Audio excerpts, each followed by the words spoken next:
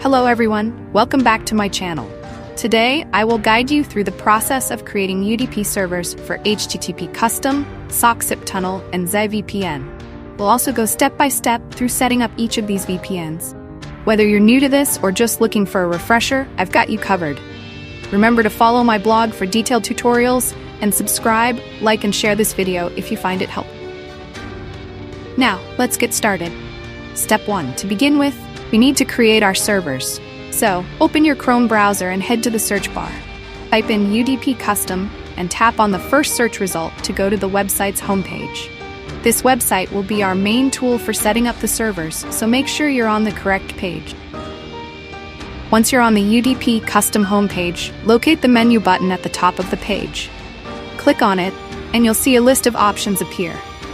From this menu, select the UDP Premium option. This will open up a submenu with additional choices. From this list, we will focus on creating servers for UDP Custom, UDP Request, and ZIVPN. Simply tap on each option one by one to initiate the server creation process. Step 2. Let's start by creating a UDP Custom server. After selecting the UDP Custom option, you'll be prompted to choose a server location. Pick a location that suits your needs, considering factors like speed and accessibility. Once you've chosen the location, proceed to enter a username and password of your choice. Click on the Create button to finalize the server setup. Once the server is successfully created, you'll receive the server details such as the IP address, username, and password. It's important to copy these details accurately, as you'll need them to configure the HTTP Custom VPN.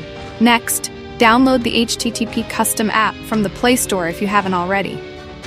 Launch the app, and you'll find an option to check the UDP Custom box. Enter the server details you just created, specifically the IP address, username, and password, into the designated fields within the app.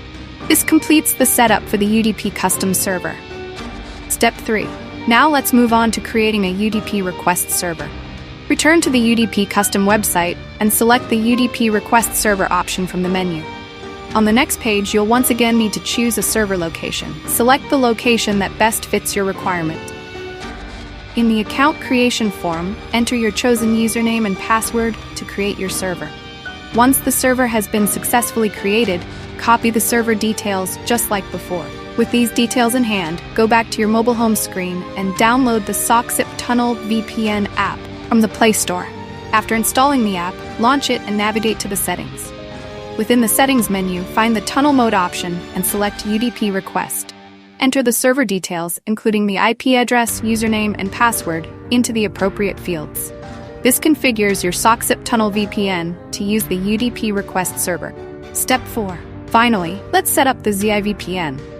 Head back to the UDP Custom website one last time and select the ZIVPN UDP server option from the menu. Choose your preferred server location. Then proceed to create the server by entering a username and password. After the server is created, carefully copy down the server details provided.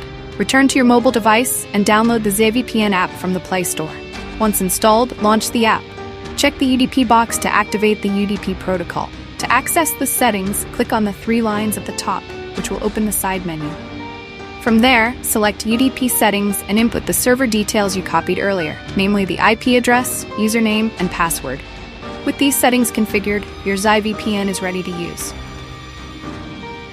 Conclusion. And there you have it. You've successfully created UDP servers and set up HTTP Custom, SOCKSIP Tunnel, and ZIVPN VPNs. You can now enjoy secure and fast internet access with any of these VPNs, whichever suits your needs best. I hope this guide has been helpful and easy to follow.